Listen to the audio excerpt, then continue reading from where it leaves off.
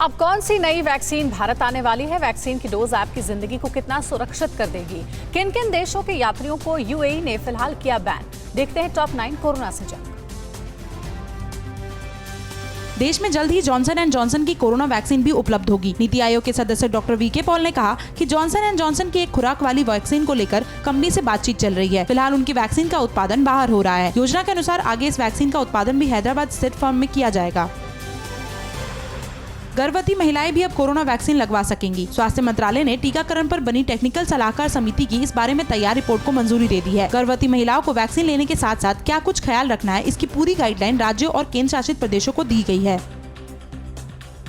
Corona vaccine मौत से 98% तक सुरक्षा देती है। पंजाब सरकार और पीजीआई चंडीगढ़ की स्टडी में ये बात सामने आई है। स्वास्थ्य मंत्रालय के मुताबिक ये स्टडी पंजाब के पुलिसकर्मियों पर की गई। स्टडी में शामिल 42,720 पुलिसकर्मियों को वैक्सीन की दोनों डोज लगी थी। स्टडी में पाया गया कि इनमें कोविड से सिर्फ 2 की मौत हुई, यानी सिर्फ 0.05 प्रति हजार।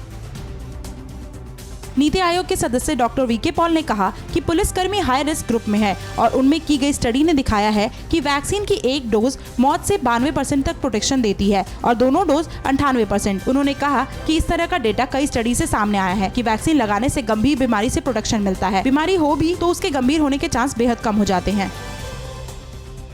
देश में 79% हेल्थ केयर वर्कर्स को वैक्सीन की दोनों डोज दी जा चुकी है, जबकि फ्रंटलाइन वर्कर्स में अब तक 90.3% को दोनों डोजेज दी जा चुकी है। वहीं 18 से 44 आयु वर्ग वालों में 15.8% लोगों को वैक्सीन की पहली डोज लग चुकी है। ब्राजील ने कोवैक्सीन की 2 करोड़ डोज खरीदने की डील को गड़बड़ियों की आशंका में निलंबित कर दिया है। इस पर कांग्रेस आक्रामक हो गई है। कांग्रेस का आरोप है कि भारत बायोटेक पहले सिंगापुर स्थित मेडिसिन बायोटेक को सस्ते में टीका बेचती थी, फिर मेडिसिन बायोटेक इससे आगे महंगे में बेचती थी, जिससे कि इस बीच के मुनाफे में आईसीएमआर को हिस्सा न देना पड़े। जबकि आईसीएमआर के साथ मिलकर ही भारत बायोटेक ने टीका तैयार किया है और इसमें देश का पैसा लगा है। वैक्सीन की कमी पर राहुल के ट्वीट पर बीजेपी आक्रामक हो गई है। स्वास्थ्य मंत्री डॉक्टर हर्षवर्धन ने राहुल के लिए कहा कि अज्ञानता और अहंकार के वायरस का कोई इलाज नहीं है। इससे पहले राहुल ने ट्वीट में कहा कि जुलाई आ गया है लेकिन वैक्सीन नहीं आई।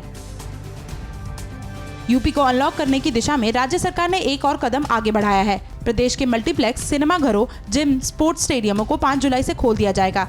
हालांकि ऐसा करते हुए सख्ती के साथ कोविड प्रोटोकॉल का पालन करने के निर्देश दिए गए हैं।